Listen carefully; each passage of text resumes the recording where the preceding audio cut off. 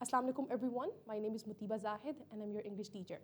तो बच्चों, हमने कल की क्लास के अंदर चैप्टर को कंप्लीट किया था, रीडिंग कंप्लीट कर दी थी, राइट। तो आज हम उसी चैप्टर के reading and critical thinking skills वाला जो पोर्शन है उसको देखेंगे। उससे रिलेवेंट जितने क्वेश्चंस हैं उनको डील करेंगे, उनके बारे में हम डिस्कशंस करेंगे और मैं आपको उसका कुछ एक जो है वो रिस्पॉन्स भी दिखाऊंगी। और उसके बाद हम मूव करेंगे अगली एक्सरसाइजेज की तरफ। तो स्टार्ट करते हैं रीडिंग एंड कॉम्प्रीहेंशन क्वेश्चंस। पहला क्वेश्चन हमारे पास आ रहा है, summarise the 5 step framework outlined in the text for making better decisions about your career. तो it's kind of summary of the whole chapter. तो आपने वो जो 5 स्टेप्स पढ़े थे कल की क्लास के अंदर या परसों की क्लास के अंदर भी मिला के, तो आपने उन सबको समराइज करके लिखना है। तो इसका जो है एक अच्छा सा रिस्पॉन्स हमने यहाँ पे लिखा हुआ है। उसके अलावा आप खुद भी अपने तरीके से लिख सकते हैं, ठीक है। ये थोड़ा डिटेल्ड है, क्यों? क्योंकि ये पूरे चैप्टर की समरी है, ठीक है। जब आपको इस एग्जाम में समरी आती है ना, तब आप इस तरीके से पॉइंट्स बना के नहीं लिखते, लेकिन क्योंकि ये क्वेश्चन है और क्वेश्चन में कहा गया है कि 5 पॉइंट्स को समराइज करें, तो इसलिए हमने हर पॉइंट को अलग अलग समराइज करके लिखा है। अदरवाइज अगर ये समरी लिखनी होती ना सिंपल चैप्टर की, तो हम क्या करते, हम जहाँ पे एक एंड कर रहे होते दूसरा उसी के साथ आगे स्टार्ट कर देते हैं, राइट। अच्छा, तो अभी स्टार्ट करते हैं। What are your feelings telling you? हमारे पास पहला क्वेश्चन ये आ रहा था, तो हमने उसमें क्या किया, pay attention to your emotions. Positive feelings like happiness and excitement are good science, while negative feelings like fear, sadness or anxiety are warning signs. Your emotions help you understand your values.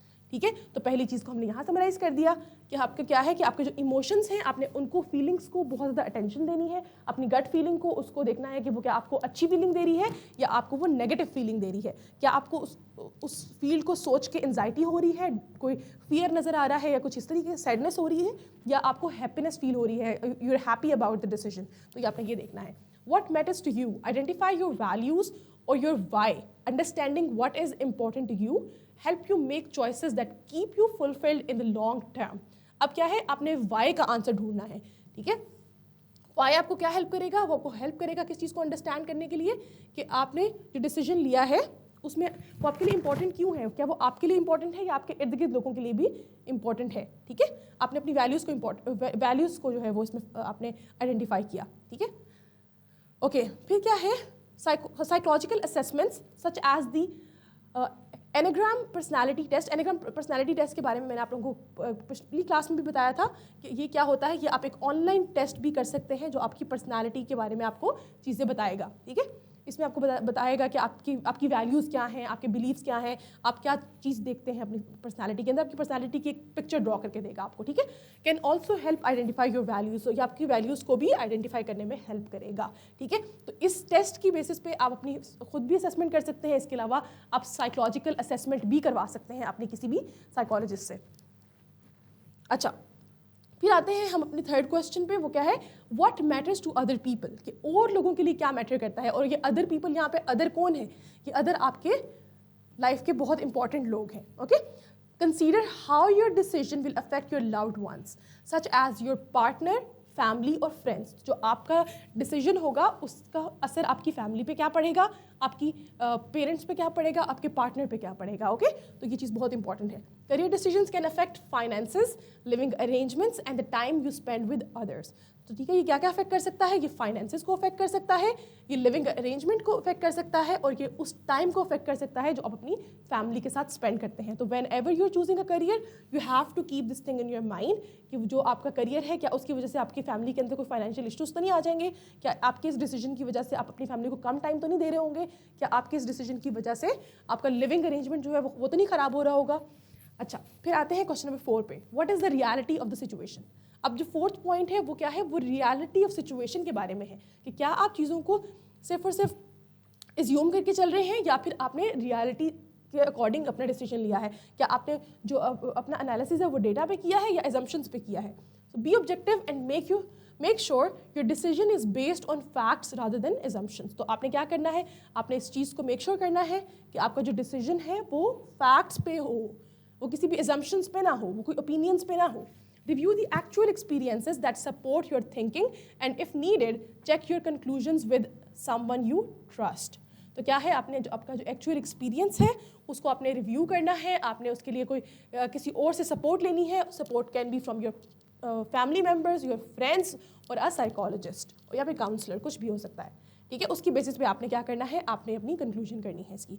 फिर क्या है, how do I put the pieces together. अब ये सारे आपने question 4 तक के answers निकाल लिए, अब आपने इन सबको इकट्ठे कैसे करना है, तो वो क्या है, how do I put the pieces together, review your emotions, values, the values of your loved once and the reality of the situations. Combining all these factors help you make a rational decision that aligns with your values, emotions and the people you care about. तो क्या है, जब आपने इन चारों चीज़ों को इकट्ठे कर लिया तो क्या होगा, एक रैशनल डिसीजन समझ में आएगा और आप उससे अपने करियर को चूज कर सकते हैं। आई होप यहाँ तक सब बच्चों को समझ में आ गया होगा। फिर आते हैं हम अपने क्वेश्चन नंबर 2 पे। अब क्वेश्चन नंबर 2 क्या है, how does the author suggest putting the pieces together after answering the 4 questions, explain the process। अब जो 5वां पॉइंट है ना, उसके बारे में ये क्वेश्चन किया जा रहा है कि राइटर ने आपको कैसे समझाया है कि जो 4 पॉइंट आपने इकट्ठे कर लिए हैं उसको इकट्ठे कैसे करना है, उन पीसेस को टुगेदर कैसे करना है, ठीक है। तो उसके लिए हमें बताया गया है, the author suggests reviewing all the information gathered from the first 4 steps. उसने कहा है कि आपने क्या करना है, आपने पहले चारों स्टेप्स के अंदर से सारी इन्फॉर्मेशन लेनी है, ठीक है। आपने रिव्यू करना है अपने इमोशंस को, अपने वैल्यूज़ को रिव्यू करना है, आपने क्या करना है, अपने आप को एक रियलिटी चेक देना है, ठीक है। सबसे पहले क्या करना है, think about how you felt when considering different career choices and ask yourself why you feel that way। तो पहला क्वेश्चन आपके पास ये आएगा कि आपने जब अपना एक करियर चूज किया उसके अंदर आपको क्या फील हुआ। आपने ये देख लिया कि आपको अच्छा फील हुआ, बुरा फील हुआ, उसके बाद आपने ये भी बताना है कि वो आपको क्यों फील हुआ, ठीक है।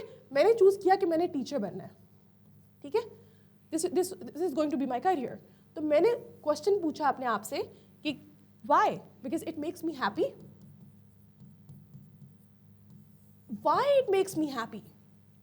अब ये इंपॉर्टेंट क्वेश्चन है, अगर तो आपके पास इसका एक फुलफिलिंग आंसर है, एक सेटिस्फैक्ट्री आंसर है कि आपको ये चीज़ क्यों हैप्पीनेस दे रही है, तो फिर तो I think this is a good answer. फिर उसके बाद क्या करेंगे, review your values, check whether the career that interest you match your values and values of your loved ones. तो क्या ये जो करियर मैंने सेलेक्ट किया है ये मेरे इंटरेस्ट के अकॉर्डिंग जो है ये मेरी वैल्यूज़ के साथ भी अलाइन कर रहा है, कि ये मेरी फैमिली वैल्यूज़ के साथ अलाइन कर रहा है, क्या मेरे घर वालों को इस पर कोई इतराज़ तो नहीं होगा, क्या मेरी जो है फैमिली लाइफ तो इससे डिस्टर्ब नहीं हो रही होगी। This helps narrow down your choices. तो ये क्या करेगा, ये मुझे नैरो डाउन करने में हेल्प करेगा कि मुझे किस तरीके का करियर चूज़ करना है, ठीक है। फिर क्या है, give yourself a reality check. अब अपने आप को रियलिटी चेक देना है।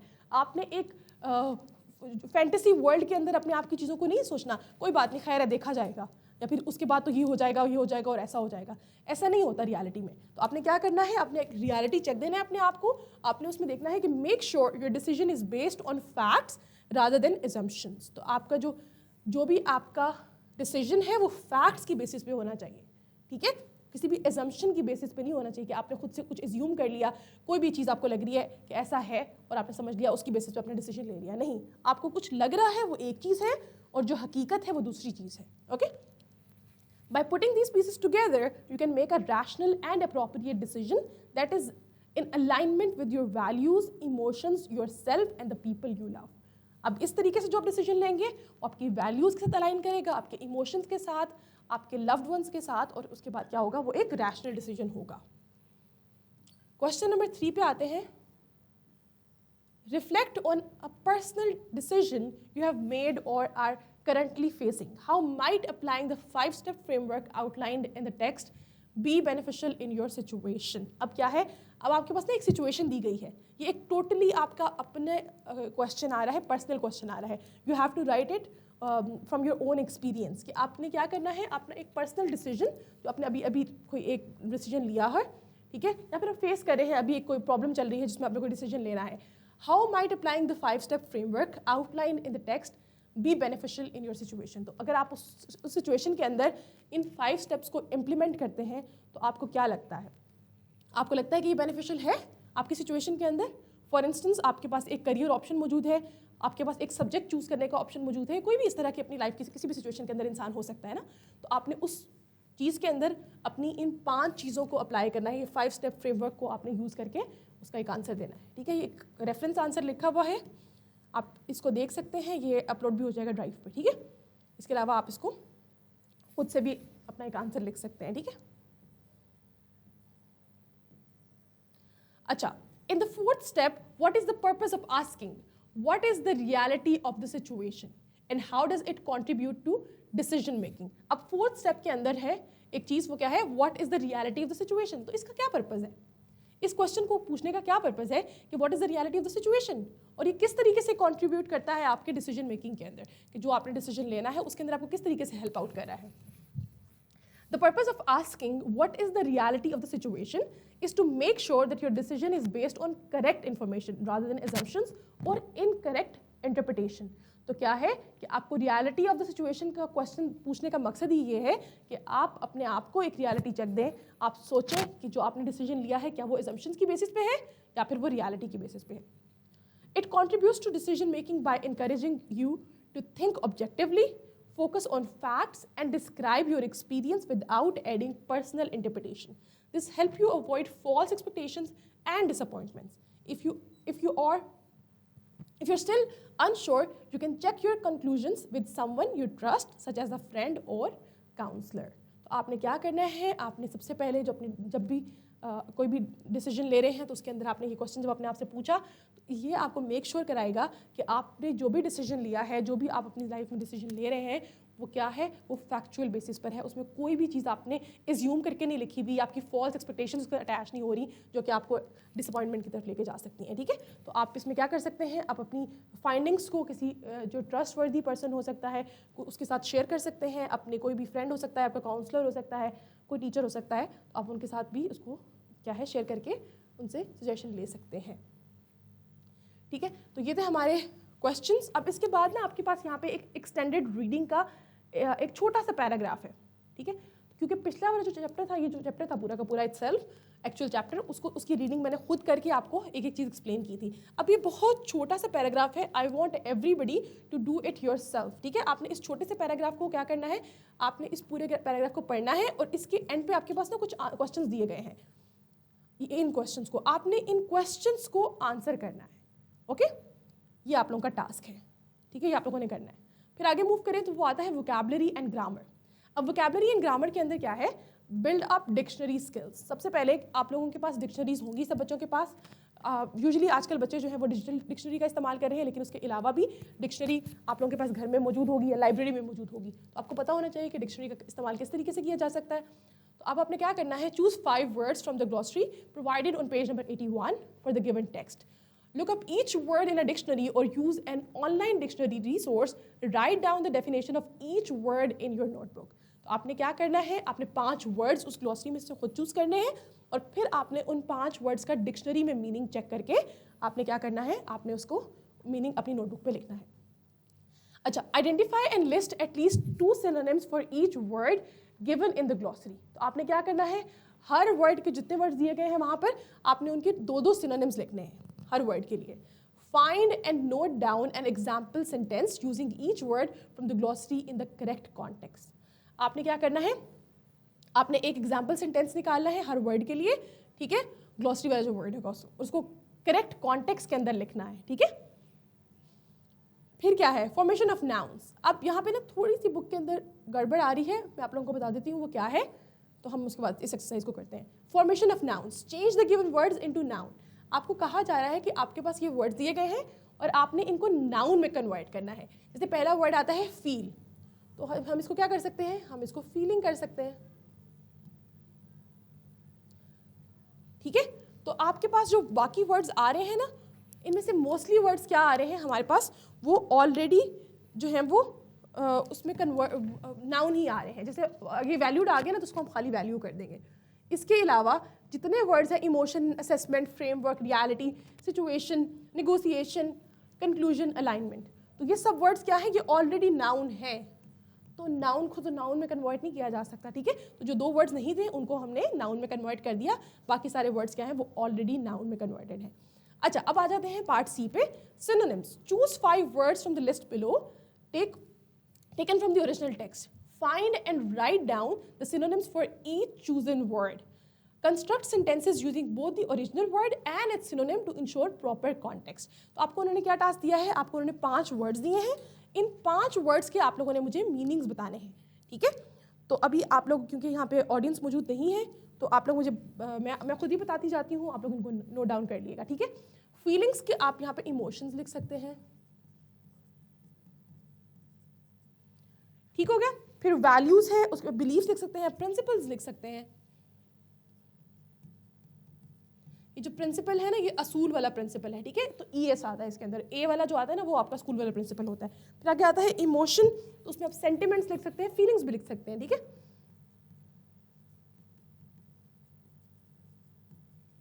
असेसमेंट में आप टेस्ट लिख सकते हैं, इवैल्यूएशन लिख सकते हैं।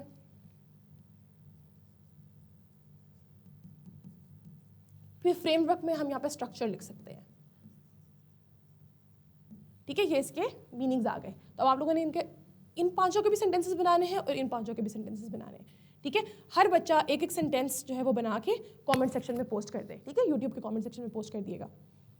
अच्छा, लेट्स मूव फॉरवर्ड। अब हमें जो नेक्स्ट एक्सरसाइज आ रही है वो है read each question carefully and choose the correct option based on the information provided in the main text. तो आपने क्या करना है, अब ये समझ लें कि ये आपका कॉम्प्रिहेंशन का एक आपके पास एक्सरसाइज आ गई कि आपके पास जो टेक्स्ट दिया गया है उस टेक्स्ट के अकॉर्डिंग आपने बताना है कि जो इन्फॉर्मेशन दी जा रही है इसमें से विच ऑप्शन इज करेक्ट, ठीक है। तो पहला हमारे पास आ रहा है when making career decisions why does the text emphasize paying attention to your emotions. Emotions are irrelevant to decision making. Emotions provide insights into your core values. Emotions distract from rational thinkings. Emotions hinder the decision making process. So which one is the right answer? What do you think? Option B is the right answer. Emotions provide insight into your core values. इसीलिए उस पूरे के पूरे chapter के अंदर एक step जो है वो इस पे डिपेंड कर रहा है, right. Let's move forward. Next page पे आ जाते हैं। अब हमारे पास आ रहा है what is the enneagram personality test mention in the text used for. अब वो जो एनाग्राम एक टेस्ट पर्सनालिटी टेस्ट मैंने आपको बताया था, वो टेस्ट जो है वो किस लिए दिया जा रहा है, assessing physical fitness, analysing financial abundance, identifying personality traits and motivations, evaluating job offers. तो हमें पता है क्योंकि वो पर्सनालिटी टेस्ट है तो वो पर्सनालिटी ट्रेट्स और मोटिवेशन से रेलेवेंट होगा। Option C is the right one, okay. According to the text, why is it important to consider the impact of your decisions on loved ones? ठीक है, तो ये इंपॉर्टेंट क्यों है इस चीज को कंसीडर करना कि उसका इम्पैक्ट पड़ सकता है आपके डिसीजन का on loved ones. It adds unnecessary complications. Loved ones don't influence career decisions. Decisions often affect finances and relationships. Personal decision should be kept private. अब आप बताएं आपको क्या लगता है कि which one is the right one? Option C, decisions often affect finance and relationships, ठीक है। तो जब भी आपने कोई भी अपना करियर का डिसीजन लेना है तो आपने फाइनेंसेस को और रिलेशनशिप को दोनों को कंसीडर करना है। क्यों? क्योंकि ये आपकी आने वाली लाइफ के अंदर उसको बहुत ज़्यादा इफेक्ट कर सकता है। What is the purpose of reality check mentioned in the text? To create unrealistic expectations, to verify decision based on correct data, to ignore actual situations, to make decisions without consideration. अब देखिए reality check किस लिए किया जा रहा है? Option B is the right one, ताकि आप वेरीफाई कर सके कि जो डिसीजन है वो करेक्ट डेटा पे लिया जा रहा है। How does the text suggest putting the pieces together in the decision making process? Ignoring emotions and values, reviewing information discovered and conducting a reality check, making impulsive decision, disregarding the opinions of loved ones. Which one is the right answer? Option B, reviewing information discovered and conducting a reality check. ठीक है, इस तरीके से आपने इसका answer लिखना है। Let's move forward. अब हमारा जो नेक्स्ट पार्ट आ रहा है वो ग्रामर का है। अब ग्रामर के अंदर आपके पास मॉडल वर्ब्स दिए जा रहे हैं। अच्छा, ग्रामर में आपके पास मॉडल वर्ब्स का, एक्टिव पैसिव वॉइस का, फर्स्ट कंडीशन सेंटेंस और साइलेंट लेटर, ये हमारे पास ना 5 एक्सरसाइजेज हैं, 4। तो पहली एक्सरसाइज आ रही है मॉडल वर्ब्स पे। मॉडल वर्ब्स आपको पता है कि कौन कौन से होते हैं, जिसमें एबिलिटी आती है, जिसके अंदर आपके पास पॉसिबिलिटी आती है, ठीक है। कैन, कुड, मे, माइट वगैरह वगैरह हमारे पास इसमें आते हैं, ऐसा ही है ना। तो अब हम मूव करते हैं इसी एक्सरसाइज के ऊपर। अच्छा, तो पहला क्वेश्चन आ रहा है she dash speak Spanish fluently. तो आप इसमें क्या लिखेंगे? उसकी एबिलिटी पे बात आ रही है ना, तो हम यहाँ पे क्या कर देंगे? She can. You dash bring an umbrella, it might rain. You should bring an umbrella. You dash exercise regularly to stay healthy. You should लिख सकते हैं हम इसके अंदर भी, right? You must भी लिख सकते हैं, ठीक है। We dash go to the concert if we finish our homework on time. तो आप इसमें क्या लिखेंगे? We can go. Students dash wear the school uniform. Must wear, should wear आप कर सकते हैं, ठीक है? इसके अंदर should और must आप कुछ भी कर सकते हैं. You dash attend the meeting if you want to. You can, you may attend. Students dash finish their assignment before the deadline. Students must finish their assignment. ठीक है? Obligation आ रही है यहाँ पर. You dash borrow my book if you promise to return it. You can borrow my book if you promise to return it. ठीक है? तो ये इस तरीके से हो जाएगा. I hope यहाँ तक clear हो गया होगा. Let's move forward. हमारे पास F exercise आ रही है. Write sentences using a modal verb to express necessity, obligation, possibility, ability, permission. ठीक है? ये भी बिल्कुल उसी तरीके से हमारे पास exercise आ रही है. अब आप बताएंगे कि क्या है. She has a test tomorrow. Dash study tonight. आप इसके अंदर क्या लिखेंगे? She should study tonight. She has a test tomorrow. She should study tonight. The weather forecast says it dash rain later. तो अब यहाँ पे क्या लिखेंगे? It might rain later. तो ये possibility आ रही है, ठीक है? It might. She has a talent for painting. Dash create beautiful artwork. She can. इसमें ability show हो रही है, ठीक है? She can create beautiful artwork. He dash able to finish the project on time. तो आप इसके अंदर क्या लिखेंगे? He was able to finish. यहाँ पर was आएगा. He was able to finish the project on time. ठीक है? She dash take permission to leave early. She has to take permission. या फिर she should भी कर सकते हैं. She has to take permission to leave early या she should take permission. दोनों में से आपको जो ठीक लगे आप कर लें, ठीक है? अब आ जाते हैं हम अपने नेक्स्ट टास्क के ऊपर. अच्छा, फर्स्ट कंडीशनल सेंटेंस. तो फर्स्ट कंडीशन का हमारे पास जो स्ट्रक्चर आता है, पहले मैं आपको स्ट्रक्चर लिख के दिखा देती हूँ, उसके बाद हम मूव कर लेंगे आगे. तो स्ट्रक्चर क्या होता है? जो हमारा इफ वाला क्लॉज आएगा उसके अंदर हम सिंपल प्रेजेंट टेंस का इस्तेमाल करेंगे, और जो दूसरा हमारा रिजल्टेंट क्लॉज होगा उसके अंदर हम क्या करेंगे? विल का इस्तेमाल करेंगे, या फिर आप सिंपल फ्यूचर भी लिख सकते हैं कि सिंपल फ्यूचर का इस्तेमाल करेंगे, ठीक है? In type 1 conditional sentence the tense in the if clause is the simple present and the tense in the main clause is simple future. ठीक है? इफ के साथ सिंपल प्रेजेंट आएगा और दूसरे के साथ सिंपल फ्यूचर आएगा. तो ये वो सारी बातें हैं जो हम जैसे उर्दू में करते हैं ना कि अगर तुम मेहनत करोगे तो कामयाब होगे. If you work hard you will succeed. अब देखिए उर्दू में हम करोगे आ रहा है ना, अगर तुम मेहनत करोगे तो कामयाब होगे, राइट? लेकिन इंग्लिश में हम डबल विल इस्तेमाल नहीं कर सकते एक सेंटेंस के अंदर, ठीक है? डबल फ्यूचर इस तरीके से इस्तेमाल नहीं कर सकते. तो हमने क्या करना है? हमने एक क्लॉज जो है वो प्रेजेंट में होगा, एक काम जो अभी होगा, ठीक है, वो अभी प्रेजेंट ही है ना, तो वो अभी होगा तो उसका रिजल्ट हमें फ्यूचर में नजर आएगा. तो इस तरीके से आपका ये फर्स्ट कंडीशन बनती है. अच्छा, type 1 condition refers to possible condition and its probable results. These sentences are based on facts and they are used to make statements about the real world and about particular situations. We often use such sentences to give warnings. In type 1 conditional sentences, the time is the present or future and the situation is real. तो जो type 1 conditional sentence होता है उसके अंदर real situation के अंदर present की एक सिचुएशन दी जाती है, और उस प्रेजेंट की सिचुएशन से क्या होता है? आपका फ्यूचर उससे अफेक्ट हो रहा होता है, ठीक है? तो अब हमारे पास कुछ एग्जांपल्स दी हुई हैं. If I have time I will finish the letter. अगर मेरे पास अभी टाइम है तो मैं क्या करूँगा? मैं लेटर को फिनिश कर लूँगा, ठीक है? और फिर दूसरा हमारे पास क्या आ रहा है? What will you do if you miss the plane? अब अगेन ये वाला जो पार्ट था इसके अंदर हमारे पास, अब आपको एक बात का ख्याल रखना है कि जब भी आपके पास कंडीशनल सेंटेंसेस आएंगे ना तो वो कॉम्प्लेक्स सेंटेंसेस होंगे, ठीक है? हमने टाइप्स ऑफ सेंटेंसेस पढ़ी थी ना, कॉम्प्लेक्स. तो जब भी कॉम्प्लेक्स सेंटेंस के अंदर डिपेंडेंट क्लॉज से एक सेंटेंस स्टार्ट होगा तो कॉमा आएगा और फिर इंडिपेंडेंट क्लॉज आएगा.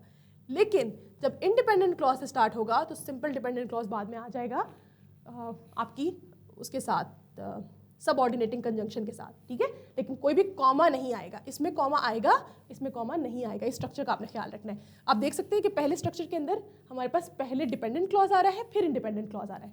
तो जहाँ पर डिपेंडेंट क्लॉज पहले आ रहा था वहाँ पे हमने कॉमा लगाया, लेकिन जहाँ पर हमारे पास इंडिपेंडेंट क्लॉज पहले आ रहा था वहाँ पे हमने कॉमा नहीं लगाया, ठीक है. What will you do if you miss the plane? Nobody will notice if you make a mistake. Again, इस सेंटेंस के अंदर भी आप देख सकते हैं कंडीशनल सेंटेंस है, लेकिन क्या है, पहले हमारे पास इंडिपेंडेंट क्लॉज आ रहा है, फिर हमारे पास डिपेंडेंट क्लॉज आ रहा है. अच्छा, अब यहाँ पे हमारे पास कुछ सेंटेंसेस दिए गए हैं, आप इनको कोशिश करें कि मेरे साथ फिल करें. Fill in the blanks with the correct form of the verb in the first conditional. ठीक है, फर्स्ट कंडीशनल के अकॉर्डिंग आपने इनको फिल करना है. If it rain we won't go for a walk. If it rains, ठीक है, आप इसको रेन्स कर देंगे. If you dash study you will pass the exam. If you study you will pass the exam. She travel if she gets a vacation. She will travel. अब देखें इस sentence के अंदर, क्योंकि पहले इंडिपेंडेंट क्लॉज आ रहा है तो यहाँ पे कोई कॉमा नहीं है. इन दोनों के अंदर पहले डिपेंडेंट आ रहा था ना, इफ शुरू में आ रहा था, दोनों में कॉमा आ रहा है. ठीक है, इसका ख्याल रखिएगा. If she dash study she dash gate good grades. If she studies she will get good grades. ठीक है, तो आप इसको इस तरीके से लिख सकते हैं. ओके, नेक्स्ट हमारे पास आ रहा है we dash not go unless you come. ठीक है, we will not go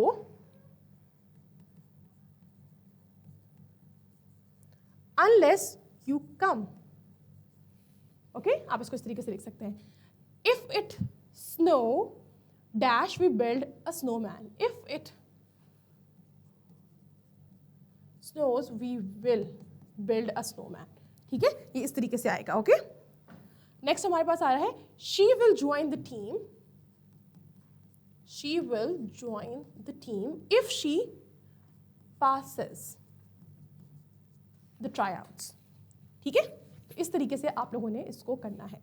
next exercise हमारे पास आ रही है create first conditional sentences based on the prompts. अब आपके पास प्रॉम्प्ट दिया गया है, आपने उस पर जो है वो क्या करना है, आपने अपने सेंटेंस को क्रिएट करना है. If she studies hard she will get good grades.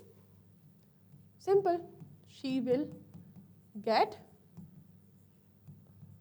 A good grade. आप इसको इस तरीके से लिख सकते हैं. Okay, if they miss the train dash be late for the meeting. They will be late for the meeting. ठीक है, if he dash not set an alarm dash oversleeps. If he does not set an alarm, he will oversleep. ठीक है, तो आप इसको इस तरह कर देंगे. If he does not, negative आ रहा है ना, तो does not हो जाएगा. If he does not set an alarm, he will oversleep. I hope आप लोगों को समझ में आ रहा होगा कि जो इफ वाला क्लॉज है उसके अंदर हमने सिंपल प्रेजेंट इस्तेमाल करना है और दूसरे क्लॉज के अंदर हमने सिंपल फ्यूचर इस्तेमाल करना है. If you forget your keys, not enter the house. If you forget your keys you will not enter the house.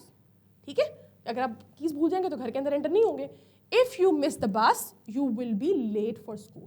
तो क्या होगा, if you miss the bus as it is आ जाएगा, you will be late for the school. आप इसको इस तरीके से लिख सकते हैं. ओके, आई होप यहाँ तक सबको समझ में आ गया होगा.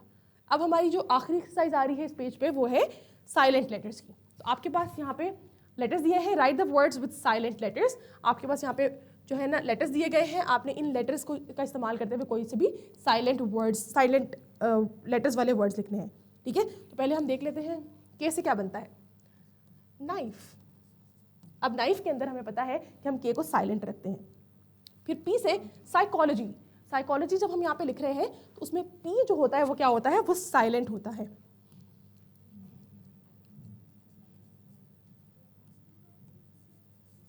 ठीक है, तो यहाँ पर क्या है, साइकोलॉजी के अंदर आपका पी साइलेंट है.